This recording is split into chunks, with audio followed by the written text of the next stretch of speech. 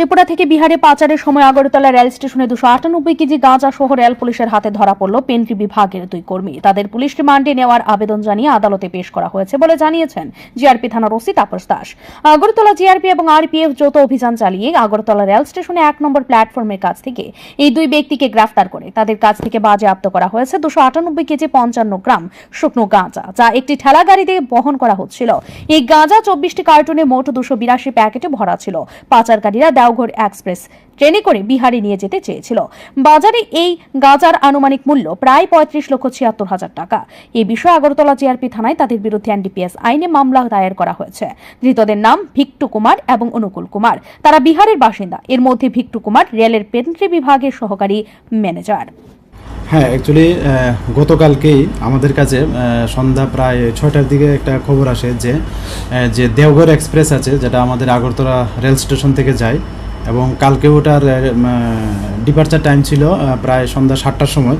তো ওইটা দিয়ে কিছু বেডরুলার যারা আছে, যারা পেন্টিতে কাজ করে, মানে যারা ওই ট্রেনের মধ্যে খাবার পরিবেশন করে, তারা কিছু আছে যুক্ত এবং তারা গাঁজা নিয়ে যাবে, এরকম খবর। তো খবরটা আমার কাছে বিশ্বস্ত মনে হলো।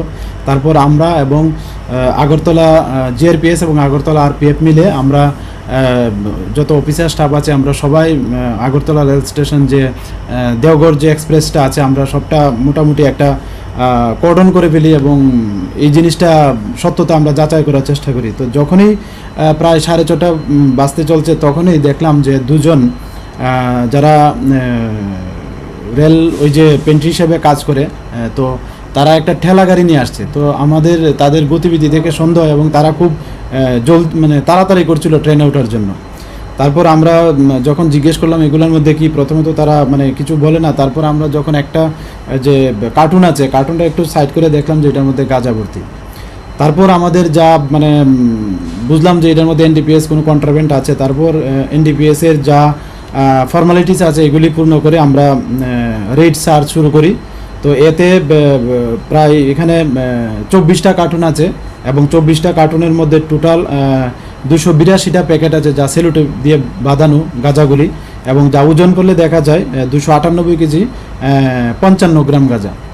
তো আমরা আজকে রাত্রে প্রায় 1:30টার দিকে আমরা ওনাদের এগেনস্টে একটা এনডিপিএস দ্বারা মামলা গ্রহণ করি, এবং আজকে তাদের মহামান্য আদালতে প্রেরণ করছি উইথ পুলিশ রিমান্ড। আমরা 3 দিনের পুলিশ রিমান্ড চেয়েছি।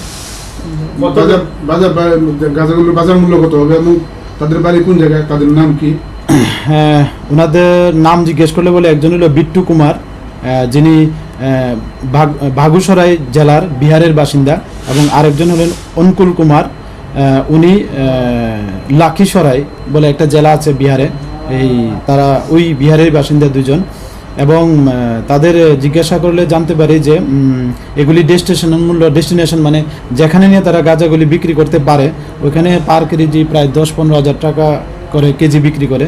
তো এই যদি আমরা হিসাব ধরি, প্রায় 40 লক্ষ টাকার মানে আশেপাশে হবে। রবিবার অভিযুক্তদের 3 দিনের পুলিশ রিমান্ড চেয়ে আদালতে পেশ করা হয়েছে। এই ঘটনায় আর কারা কারা জড়িত রয়েছে তা খতিয়ে দেখতে জিআরপি থানার পুলিশ জিজ্ঞাসাবাদ চালাচ্ছে। ব্যুরো রিপোর্ট, ঋদ্ধি নেটওয়ার্ক।